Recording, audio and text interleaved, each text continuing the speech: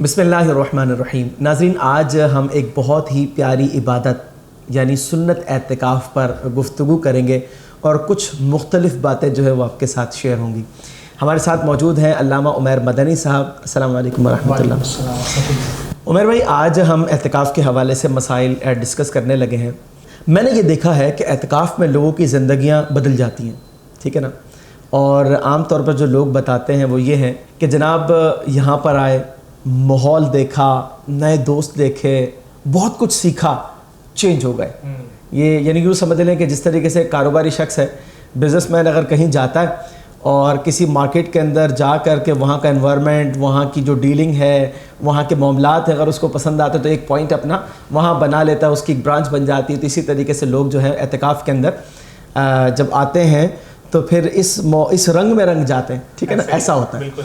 اچھا، دوسری بات یہ ہے کہ نبی مکرم صلی اللہ علیہ وسلم کی سیرت بھی ہمیں یہ بتاتی ہے کہ آپ صلی اللہ علیہ وسلم، سیدہ عائشہ راویہ ہے، مسلم شریف کی روایت ہے، فرماتی ہیں کہ آپ صلی اللہ علیہ وسلم اعتکاف کے علاوہ جتنی مشقت آخری عشرے میں آپ صلی اللہ علیہ وسلم اختیار فرماتے اتنی اور دنوں میں کبھی اختیار نہ فرماتے۔ اور ایک اور روایت بخاری و مسلم دونوں کی ہے کہ رسول اللہ صلی اللہ علیہ وسلم خود بھی ساری رات جا کے گزارا کرتے عبادت کے اندر اور گھر والوں کو بھی جگایا کرتے۔ اس کا مطلب یہ ہے کہ کوئی شخص اگر آپ صلی اللہ علیہ وسلم کی سیرت مبارکہ کو دیکھے تو اس کو یہ میسج ملتا ہے کہ چاہے مصروفیات تھوڑی بہت ہوں ہی صحیح، لیکن کچھ نہ کچھ وقت نکال کر جو ہے اللہ تبارک و تعالیٰ کی رضا کو طلب کرنے کے لیے وہ مسجد میں آئے۔ حضور علیہ السلام کا طریقہ مبارکہ رمضان المبارک کے اندر بہت کچھ سیکھنے کو بھی ملتا ہے، علم دین حاصل ہوتا ہے، انسان کا قائد، عبادات، اخلاقیات، معاملات، بہت کچھ انسان وہ پا لیتا ہے جو عام روٹین کے اندر اسے حاصل نہیں ہوتا۔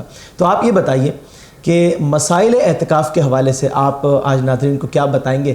مسائل کن چیزوں کو جو ہے وہ انسان پیش نظر رکھے اور اس کے مطابق جو ہے وہ اپنے اعتکاف کو گزارے؟ اچھا، سب سے پہلے میں اعتکاف کے وقت کے حوالے سے بات کرتا ہوں۔ اعتکاف کا جو چونکہ آپ نے ذکر کیا کہ اعتکاف جو ہے وہ رمضان کے آخری عشرے میں کیا جاتا ہے، بالکل ایسے ہی۔ تو اس کا وقت یہ ہے کہ 20ویں روزے والے دن غروب آفتاب سے پہلے وہ نیت کر کے، مرد ہو تو مسجد میں اور خواتین ہو تو وہ جو مسجد بیت کہ جس جگہ کو انہوں نے اعتکاف کے لیے خاص کر لیا ہے اس مقام پر وہ غروب آفتاب سے پہلے موجود ہو، چاہے کچھ دیر پہلے آ جائے، چاہے کچھ دیر، بھلے 2 منٹ پہلے آ جائے، 1 منٹ پہلے آ جائے، اس مقام پر نیت کر لے وہ اعتکاف کی، تو اس صورت میں جو ہے وہ اعتکاف کرنے والا کہلائے گا۔ سبحان اللہ۔ اچھا، اب اعتکاف کا جو اختتامی وقت ہے وہ یہ ہے کہ یا تو 29ویں روزے والے دن چاند دکھ جائے یا 30 روزے مکمل ہو جائے تو غروب آفتاب کے بعد جو ہے وہ اس مقام سے نکل سکتا ہے، ٹھیک ہے۔ اچھا، چونکہ آج کل جو ہے وہ سوشل میڈیا کا دور ہے تو لوگ جو ہے وہ سوشل میڈیا کی خبروں کو بہت زیادہ اہمیت دیتے ہیں، تو اس میں ہوتا یہ ہے کہ بالفرض چاند نہیں بھی دکھا ہوتا، مختلف جگہوں سے کچھ خبریں آ رہی ہوتی کہ بھئی یہاں چاند دکھ گیا، وہاں چاند دکھ گیا، حالانکہ حکومتی سطح پر چاند دکھنے کا باقاعدہ طور پر اعلان نہیں ہوا ہوتا،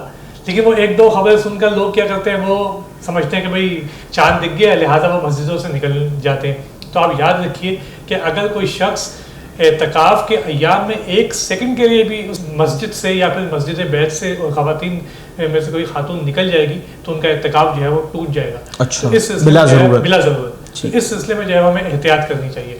ہاں، بہت سے آزار ایسے ہیں کہ جن آزار کی وجہ سے شریعت نے اس کو رعایت دی ہے، اور ان آزار میں سے ایک عذر یہ ہے کہ اگر کسی شخص کے ساتھ عذر طبعی لاحق ہے، بالفرض اس کو واش روم کے لیے جانا ہے یا وضو کے لیے جانا ہے، یا خواتین ہیں اور ان کے گھر میں کوئی کھانے پکانے والا موجود نہیں ہے اور ان کو کھانے کے قصد کے لیے کچن میں جانا ہے، تو اس سلسلے میں شریعت نے جو ہے ان کو رعایت دی ہے کہ وہ ان مقاصد کے لیے اس مقام سے جو ہے وہ نکل سکتے ہیں۔ ٹھیک ہے۔ اسی طرح ایک دوسرا عذر جو ہے وہ ہے عذر شرعی، یعنی کہ بالفرض کسی بھی وجہ سے اس مسجد میں جمعے کی نماز ادا نہ ہو سکی اور معتکف جو ہے وہ جمعے کی نماز کی ادائیگی کے لیے اس مقام سے نکل کر کسی دوسری قریب والی مسجد میں کہ جہاں پر جمعے کی نماز قائم ہے وہاں پر وہ جانا چاہے تو جا سکتا ہے۔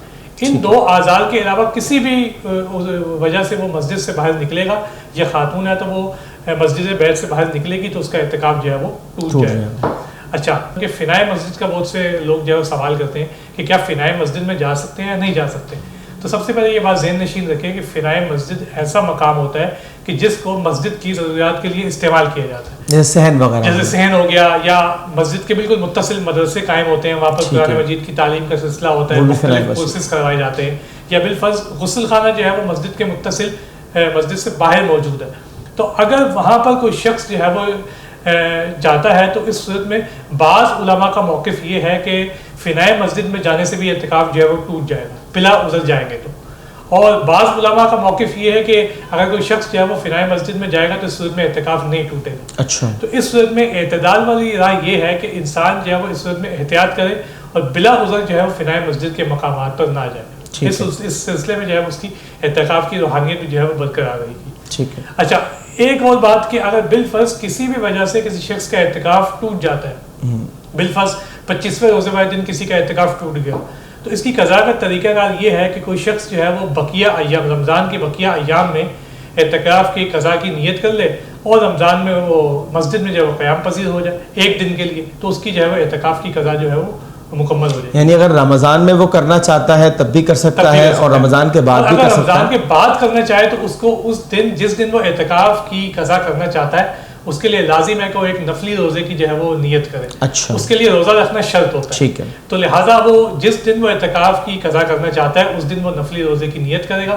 اور ایک دن اور ایک رات اس مقام پر یا اس مسجد میں جو ہے قیام کرے گا تو اس کی جو ہے اعتکاف کی قضا جو ہے وہ پوری ہو جائے گی. ٹھیک ہے.